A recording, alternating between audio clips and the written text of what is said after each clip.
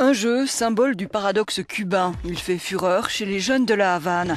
Toute la modernité d'un vidéogame en 3D pour incarner les héros de la Révolution, dans la peau de Fidel et Duce pour le clash décisif qui renversa Batista. Le culte de la Révolution et de ses héros est encore bien présent sur l'île des Caraïbes, l'un des derniers bastions du communisme au monde, en ce 55e anniversaire. Le 1er janvier 1959, Fidel Castro et ses troupes marchaient triomphalement sur la Havane. Hier, son frère, Raúl, qui a pris la succession du leader Máximo en 2008, présidait les cérémonies d'anniversaire glorifiant l'esprit de la Révolution dans le changement. Le programme de la Révolution, a-t-il dit, sera mis à jour tous les 5 ans, afin de toujours pouvoir répondre aux vrais intérêts du peuple, la poursuite du développement et l'accroissement de notre démocratie sociale, tout en corrigeant vite les erreurs.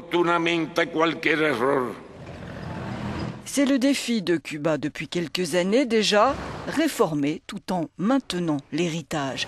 Des réformes économiques, les réformes politiques sont encore loin, qui s'accentuent ces derniers temps, crise oblige. S'ouvrir au marché, aux investisseurs, des réformes qui produisent graduellement leurs effets, 400 000 travailleurs désormais à leur compte, les petits commerces se multiplient, et dernière grosse annonce en date, l'ouverture de l'île aux voitures importées.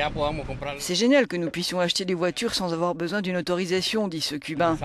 Pour être franc, les voitures commencent à tomber en morceaux. Nous sommes chauffeurs de taxi, mais nos voitures sont en piteux état. Mais point trop n'en faut. Ce 1er janvier, c'est aussi le délai imposé aux vendeurs de vêtements importés pour liquider leurs marchandises. Fini les stands et petits magasins où l'on pouvait acheter moins cher des vêtements venus de l'étranger. Trop de concurrence avec l'État. On va voir ce qu'on va faire, dit ce petit commerçant. Trouver un autre emploi, faire quelque chose, on ne peut pas rester sans rien faire. On pensait que ça allait changer, qu'on allait avoir des licences en devises, mais rien n'a été fait. Un changement de taille tout de même, en marche. La réunification du peso, la monnaie courante, avec le peso convertible indexé sur le dollar. La réforme devrait permettre de résorber la fracture qui mine la société cubaine depuis 2 décennies.